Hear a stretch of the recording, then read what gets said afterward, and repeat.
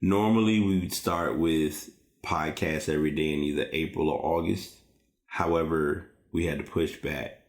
So we're calling it PEDS, or Podcast Every Day in September, where you'll hear various topics that will likely have nothing to do with sports, but you'll definitely get a good feel of what's going on in the world thanks to PEDS. What's going on, y'all? Episode 209 of The Pass is here.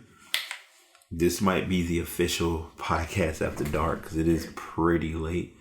I'm not going to really make this too extended, but I'm just going to, let a layer down. And this is kind of somewhat an added title because I've had titles of stories listed that I wanted to get into, but I've looked at some things and I also attended an event and got a fair assessment of myself. So mainly going to talk about that and just kind of shoot the breeze for a minute. But as always, I'm your host, BT. I hope everyone's doing well today, tonight, whenever you listen to this show. I will be 100% honest.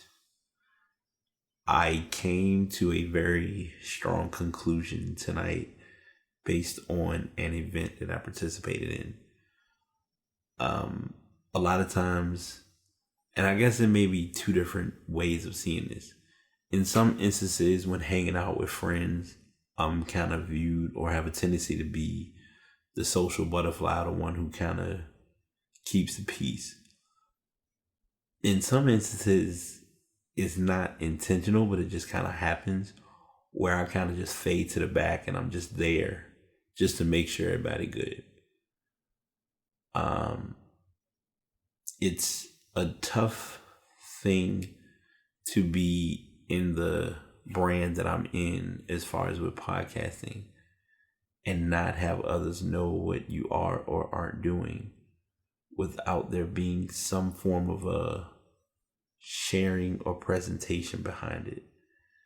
And to make light of it and just kind of simplify it in as little of thought as possible, I attended a mixer tonight, and I won't say it was an ironic deja vu, but it was something that was kind of an eye-opener for me. I realized that when you have resources or you're preparing to present who you are to others, you have to do something that may not be your most comfortable thing to do. And tonight was no exception. I was I won't even say that I was really tired. I was just kind of in my relaxed state because I had already went to work. Work wasn't the best, but it wasn't the worst. I just kind of coasted through the night. But I will say that I learned a lot about myself from going to this event. And I'm truly, genuinely hoping to attend another one soon to, I guess as they call it, come back to this place and see if I can adjust to the transition of what I'm defining or what I would see as being the title that I gave as far as an ambivert, where talking to other people has never been an issue for me. I think I won't even say the engaging, it's the ice breaking and the, hi, my name is so-and-so. You know what it is? And I talked about this in PETA earlier this year for April. Some people have the elevator pitch and some don't. What's interesting is mentally I have the elevator pitch, but verbally and on a consistent basis presenting the elevator pitch or being prepared to present it in the right setting is the challenge. One thing that I personally took away that I know will be important for me in future instances is to listen. And my mom said that to me after I attended the event. And it's something that I always have been told and something I've kind of naturally learned and been inclined to. And that's just be mindful of those around you. And you hear it and you get it, but the $1 million question is, do you get it? And I think tonight was a personal eye-opener for me, where I was able to properly be humble in the right sense, and knowing like all isn't rough, but I also need to just go out there and take that chance. And let's be clear, taking a chance is not dwindling into or blending into the infamous shooting your shot discussion that we talked about in Twin Talk. But I personally believe being comfortable enough to talk to people and just saying who I am and what I'm about can lead to, down the line, if I'm looking to mingle or date again, and knowing how to present myself to someone.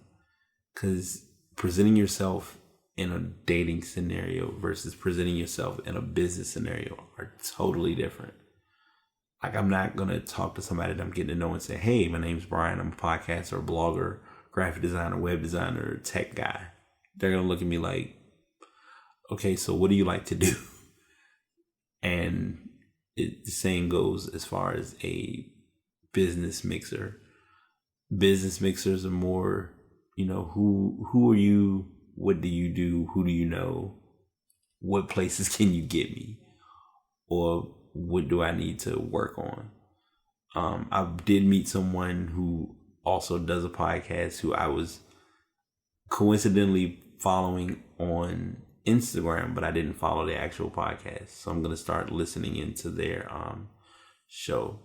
But I'm just coming on the mic just to kind of tell everyone, not even to find your niche per se, but just know that you have to acknowledge when the discomfort exists in the situation, first and foremost.